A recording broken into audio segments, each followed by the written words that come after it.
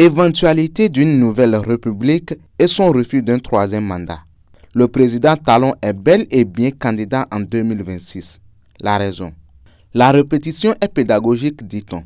Le président Talon a été, on ne peut plus clair sur la question d'un troisième mandat. Ce n'est pas son style. Il n'y aura pas de troisième mandat sous sa présidence. Mais le problème qui est aujourd'hui soulevé par les gastronomes des questions constitutionnelles a trait à un deuxième mandat du président Talon.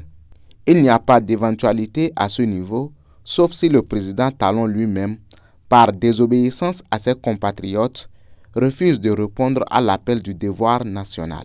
L'éventualité se trouve aujourd'hui du côté du thème « Nouvelle Constitution » qui serait né de la révision de notre Constitution en 2019. Dès lors que les fondamentaux ont été profondément touchés, tout a été chamboulé. Il est fort probable que la Cour constitutionnelle, saisie de plusieurs recours sur le sujet, confirme les soupçons de nos juristes. Et dans la mesure d'une nouvelle constitution, il s'impose de facto que nous sommes dans une nouvelle république. Une fois passée cette éventualité de la position de la Cour, en réponse aux nombreux recours, le président Talon est bel et bien candidat à sa succession en 2026.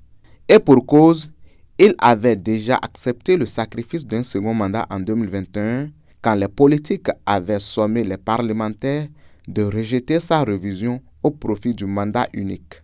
L'œuvre de reconstruction étant un chantier plus vaste qu'il ne l'avait perçu, pour avoir accepté le sacrifice d'un second mandat en 2021, Patrice Talon, qui devient plus politique de jour en jour, donnera son accord à ses compatriotes.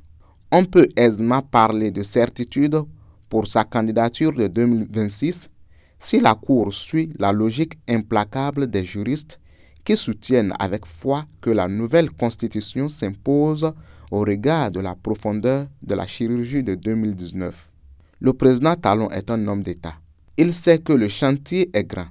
Il sait aussi que son arrivée au pouvoir n'avait rien de logique si ce n'est un appel divin pour faire ce que tous les chefs d'État qui se sont succédés à la tête de notre pays depuis l'indépendance ont failli à accomplir.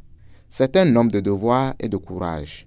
Il ne laissera jamais ses compatriotes dans le noir s'il sait que les circonstances ont déjà effacé son mandat 2016-2021 et qu'il est appelé pour son second mandat en 2026.